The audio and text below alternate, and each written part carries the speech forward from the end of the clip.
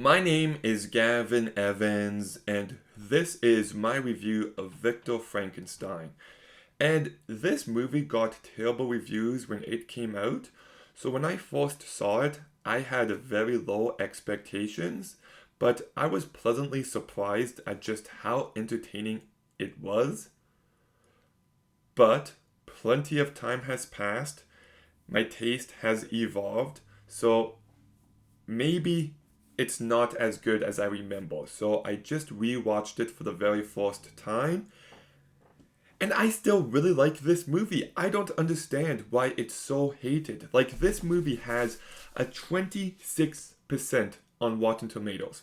That to me is just absurd. It's all subjective, but I don't understand the hate this movie has. It's very underrated, it's very enjoyable, and I like how it takes a story we all know and finds a way to make it feel new.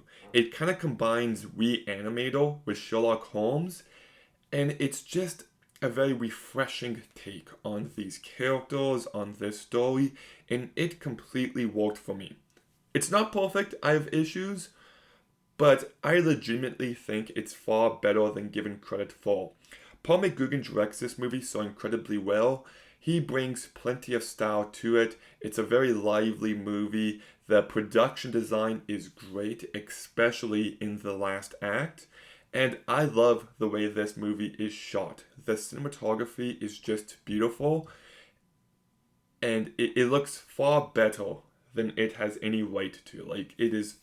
It has the scale of a big blockbuster, but it also has that nice intimate feeling to it as well. I think they're able to walk that fine line incredibly well, and I think the characters have plenty of depth to them.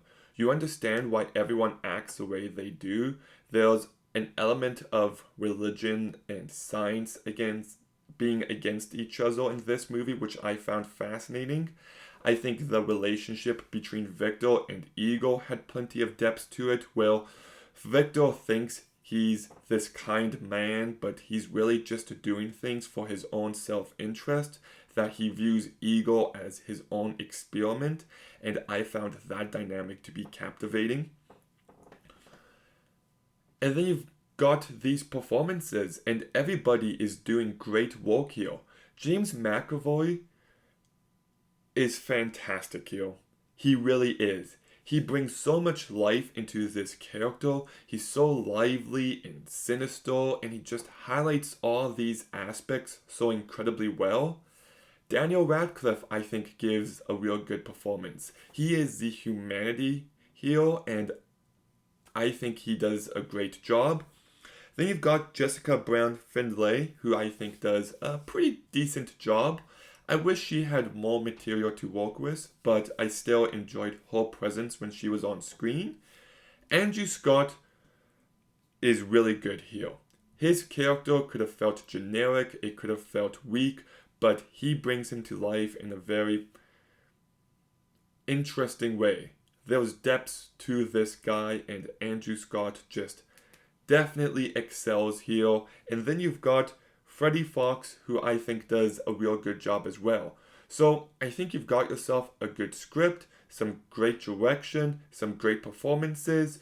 My issues with the movie is that I wish certain elements were developed further. The romance feels very half-assed, and I wish it was better written. I wish I bought the love story being told more.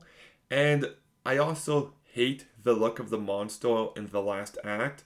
It looks like a CGI abomination, and I wish they relied more on practical effects. And speaking of practical effects, I wish we got some more of those Reanimator moments. Like, there's a scene early on where he's bringing these eyes back to life in this tank, and I would have liked more moments like that. Like, I wish we got some more horror to this movie. And the movie does have a few pacing issues. Some scenes go on for too long, some moments could use a bit more energy, But that all said, I just appreciate this take on this iconic story. I think it's refreshing, I think it's well done, I think it's entertaining. It might not be perfect, but it's far better than given credit for, so I'll give Victor Frankenstein a 7 out of 10. Okay, have you seen Victor Frankenstein? What did you think about it? Let me know in the comments down below. Make sure you like, comment, subscribe, stay tuned for more videos soon, and Gavin out.